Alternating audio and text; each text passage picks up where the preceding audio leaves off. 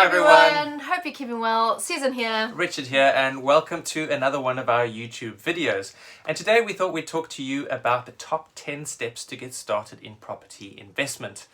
Well, property investment is one of the best ways to make the most out of your savings, but with so many options, it's hard to know where to start. So we thought we'd give you a few steps to get started.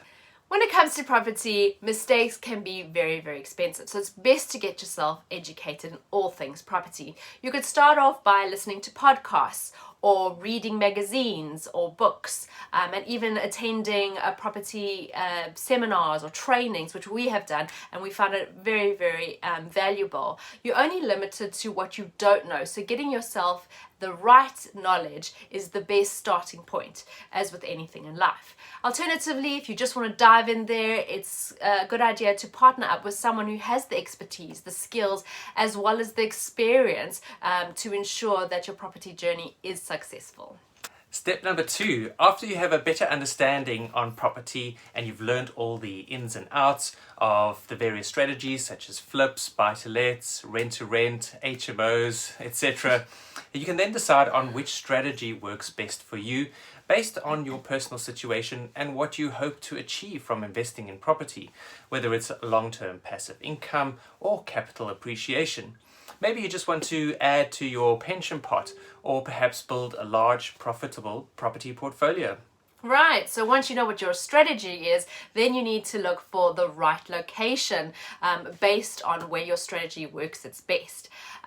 In terms of looking for a location, it's probably a better idea to look close to where you live because you're going to be traveling there quite often for viewings and managing your project. So if you can find a place where you are living, that's even better.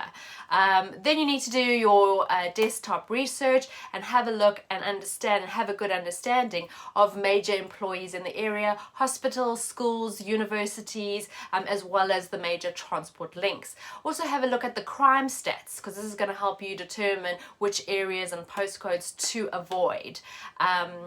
Then you would need to have a good handle on the house prices in that area, the rental yields, the opportunities for capital growth, as well as ceiling house prices.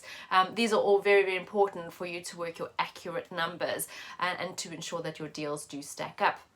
Also consider up and coming areas, not only the here and the now, because if you're going to want to invest long term, it's a good idea to look for areas that have planned regeneration or even that the HS2 is going to go past. So those are also things to definitely look out for. So what we do is we normally start off with the desktop research, using all the online tools available to us, from Rightmove to Street Checker to Google Maps. It's also a good idea to look at the local council websites as well as planning application websites, really just to give you an idea of what you need to know to go forwards. And then of course you want to hit the streets. You want to go to your investment area and you want to know the ins and outs. You definitely want to talk to the locals as well as your lettings agents and your estate agents for more information. Step number 4, now that you've decided on your area, this will help you define who your target market is going to be in terms of who's going to be renting the house or the rooms. That could either be a family, perhaps a couple, and if not, the individuals could perhaps be students or professionals. Now that you have narrowed down your ideal area and your target market, it's now time to start viewing properties. This is the most fun, and this is also going to give you a really good feel of which properties actually work better for your deal. So for us HMOs, we are looking for larger properties where there is opportunities to extend. So when you're looking and you're doing your viewings, it's really important to take 2 things into consideration. Number 1, you want to look for opportunities where you can buy below market value. So if anything happens and you need to sell it, you are going to be able to reclaim your money back. And then of course you want to look for properties where you can add value. So whether you can update it, make it look more modern, or if you can turn it into an HMO or extend it. So those are the things that we look for when we are viewing properties. So step number 6, now it's time to run more accurate numbers, and this would be important to work out what your offer to purchase the property would be.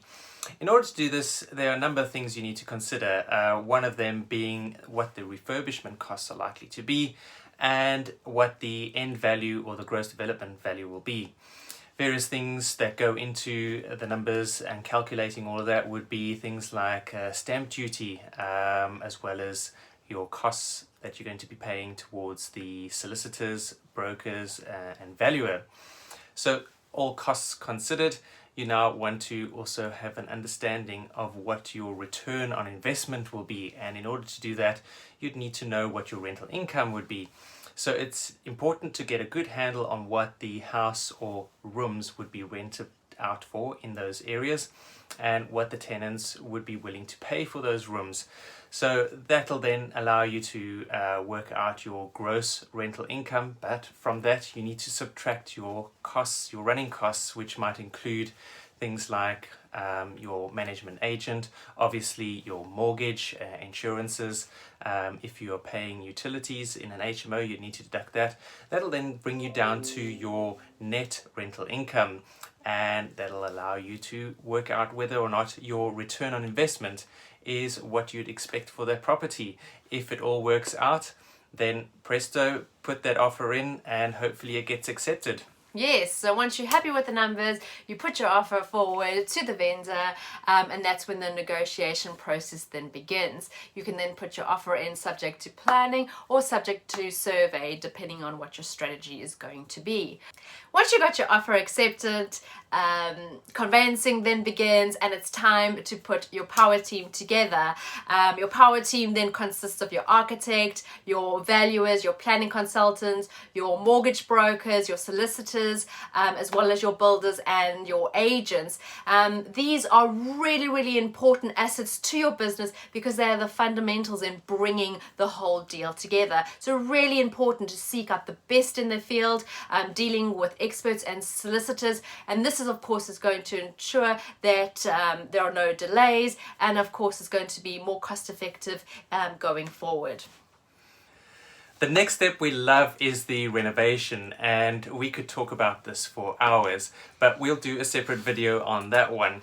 In the meantime, just a quick tip though, one important thing to consider there is to have a project manager on board, someone who's reliable, trustworthy, and has a can-do attitude, because this will certainly be able to ensure that the project runs smoothly, any problems are addressed immediately, and could potentially save you costs in the long run. Once a refurb has been completed, it's now time to market your beautiful product to potential tenants as well as potential buyers, depending on which strategy you are going for. And we are big believers of staging and dressing up the property to look its absolute best. This, of course, is going to help people visualize the space, how it's going to feel to live in that space, and it definitely is going to help your product stand out above your competitors. It's going to attract the right caliber of tenants or buyers, and it's definitely going to help you sell or tenanted your product very, very quickly. We personally would prefer to have our properties managed by specialized letting agents, and while our tenants are in the capable hands of our lettings agents, we can then carry on and look for the next deal. Definitely. So, wow, those are our top 10 steps to getting started in property. If you like this video, please subscribe to make sure that you don't miss any future videos. In our next video, we'll tell you a bit more about how we got started in property. So until then, hope you take care and see you soon. Cheers, everyone. Bye. Bye. Bye.